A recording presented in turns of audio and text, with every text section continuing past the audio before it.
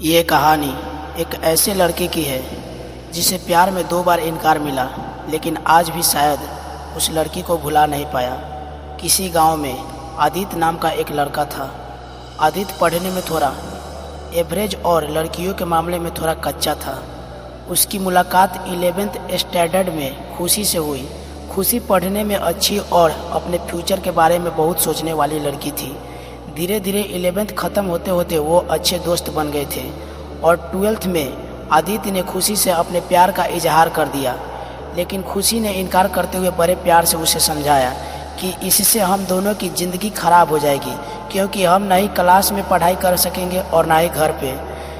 खुशी की बात थोड़ी बुरी लगी, फिर उसे समझ में आ गया कि खुशी सही कह रही है और उसने अपने फ्यूचर और पढ़ाई पर फोकस करना शुरू कर दिया। और अब आदित्य किसी भी लड़की से बात नहीं करता था, यहाँ तक कि खुशी से भी नहीं, क्योंकि उसे लगता था कि वो जब खुशी से बात करता था तो उसे ऐसा लगता था कि क्योंकि कुछ दिन पहले तक खुशी उसकी क्रश थी और आज वो रिजेक्ट कर चुकी थी। और आदित्य इन सब बातों को नज़रअंदाज करते हुए अपने इंटरमीडिएट की परीक्षा में मेहनत करके पूरे स्कूल में टॉपर यानी फर्स्ट आ गया। बाद में आदित्य दिल्ली के एक कॉलेज से बीटेक करने लगा और वहाँ भी वो किसी लड़की से बात नहीं करता था, क्योंकि खुशी ने उससे जो भी बातें कही थी वह कहीं ना कहीं दिल में बैठा लिया था। और जब भी उससे कोई लड़की बात करने आती वह अपना मुंह मोड़ लेता और धीरे धीरे अपने पढ़ाई में और भी अच्छा होता गया। आखिरी में आते आते वो अपने कॉलेज में भी टॉप 10 की लिस्ट में आ गया और उसे कॉलेज से प्लेसमेंट भी मिल गई और वह जॉब करने फिर से मुंबई चला गया। मुंबई एक बहुत ही बड़ा शहर है जहाँ एक मोहल्ले के लोग दूसरे मोहल्ले वाले को नहीं जानते हैं। वहीं जब आदित्य ऑफिस गया तो उसे वहाँ खुशी दिखी, लेकिन अब खुशी के लिए उसके दिल में कोई जगह नहीं थी और इसलिए वो हर बार खुशी से छिपता रहा। इसलिए नहीं क्योंकि वो उससे नाराज़ था, बल्कि इसलिए क्योंकि वो फिर से खुशी की ज़िंदगी में नहीं आना चाहता था। लेकिन वो कहते हैं ना कि भगवान की मर्जी के आगे किसी की नहीं चलती।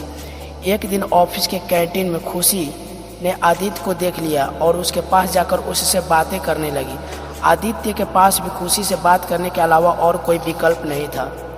दोनों के दिल में पिछले 4 सालों से जो भी दर्द था उन्होंने एक दूसरे को बताया और खूब सारी बातें की। खुशी ने उससे बिछड़ने के बाद अपने सफ़र के बारे में बताया और आदित्य से उसके बारे में पूछा, जिसके बाद आदित्य को कहीं लगने लगा था कि खुशी गलत रही थी और आदित्य को फिर से खुशी से प्यार हो गया।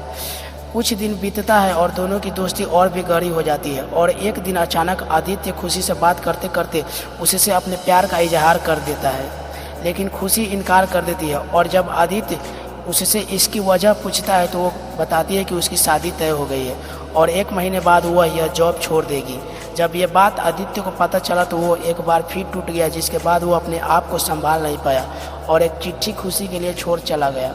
और खुशी उस बात को पढ़ती है जिसमें लिखा था, मेरी प्यारी खुशी, मैं तुमसे बहुत प्यार करता हूँ, लेकिन शायद तुम मेरी ज़िंदगी में नहीं हो, इसलिए तो मैंने तुम्हें 2 बार खोया है। कोई भी इंसान इतना बदनसीब कैसे हो सकता है कि अपने प्यार को 2 बार खोए।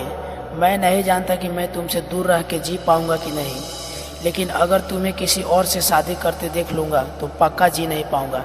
इसलिए मैं तुम्हें और इस शहर दोनों को छोड़ के जा रहा हूँ। शायद तुम मुझे भूल जाओ, लेकिन दूसरी बार मिलने के बाद मैं तुम्हें कभी नहीं भूल पाऊंगा। मैं भगवान से प्रार्थना करूँगा कि वो तुम्हें और तुम्हारे होने वाली पति को हमेशा खुश रखे। तुम्हारा प्यारा आदित्य। खत पढ़ने के बाद खुशी रोने लगी और आदित्य को बहुत ढूंढा पर वो कहीं भी नहीं मिला।